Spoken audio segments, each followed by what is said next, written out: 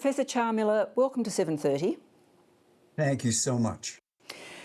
Could we start by you giving us a little bit of a brief history of fires in Los Angeles? I mean, does it burn more than other parts of California? And is there a reason for that if it does? It burns differently than other parts in California. That's partly to do with geography and topography, partly to do with the climate and the climatic drivers that have created these vast winds. But Northern California burns almost as much, in fact, in some ways even more. But there are different forces at work in its fire scheme. And so, we've seen tons of fires in Southern California dating back to the first white settlers who came in here. They came with fire. And we were born in fire and are continuing to burn. Could we look at the particular reasons for the particular climatic circumstances leading up to this fire? Certainly, and there's both very long-term and also really short-term issues. So let me hit the long-term.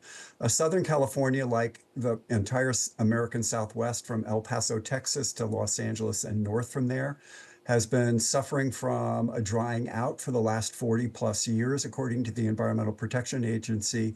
And their latest data show that this process is going to continue to the end of this century. Not good news. So that's the big story.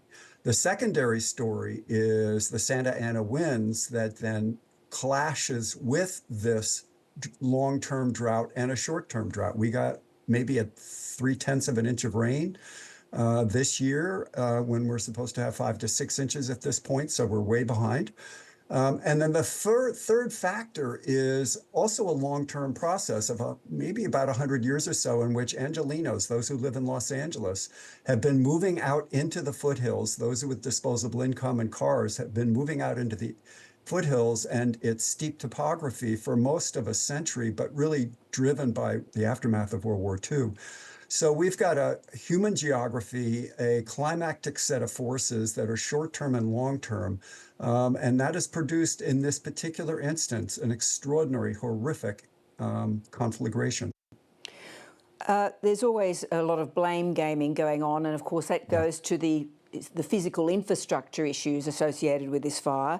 The fires have been blamed on ageing infrastructure and water shortages. Can you just walk us through how you see those issues playing into this fire? I think they're minimal and minuscule. When you have winds of 100 miles an hour, you are not a firefighter.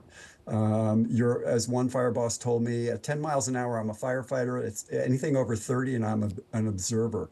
And if it hits 45, there's no aerial support to this process, which is how you fight fire in really steep topography.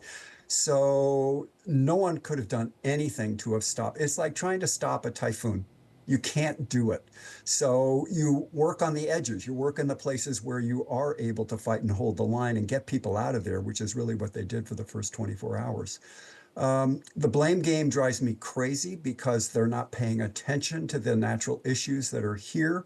But, that is politics. And so part of what we also try to do is to think out political and policy ways by which to change this dynamic of these fires that burn so fast and so intensely through neighborhoods. Well, you mentioned earlier this issue of people building into the high-risk zones, and the reports out of the US seem to suggest that that's escalated, particularly in the last 5 to 10 years. Who's Correct. responsible for those decisions? Yes. So now we get down to city halls, planning commissions, and zoning commissions, all of whom green light these subdivisions, and they're more on the works in high severity fire zones, including one that's for 60,000 people.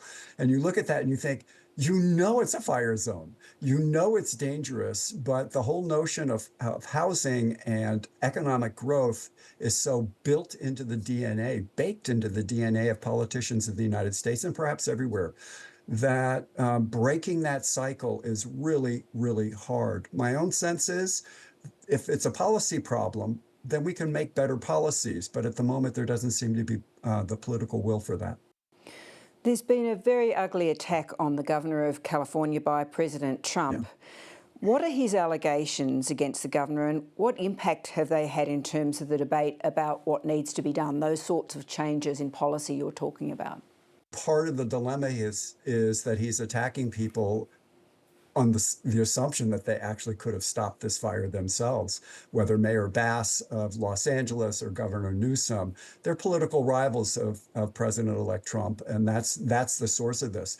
The real dilemmas politically are actually at the local level and not the federal level, and it's not at the governor's mansion. It is down on the streets of Los Angeles in the county of Los Angeles, which for folks to know, it's the largest population in a county in the United States.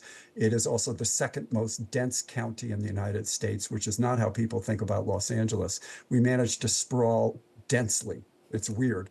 But if you look at Altadena and Pasadena and how quickly the fire moved through neighborhoods, and then you start counting the houses on those streets, that's a very dense, compact community. So we've got to fight at the local levels to solve the question of rebuilding and regeneration.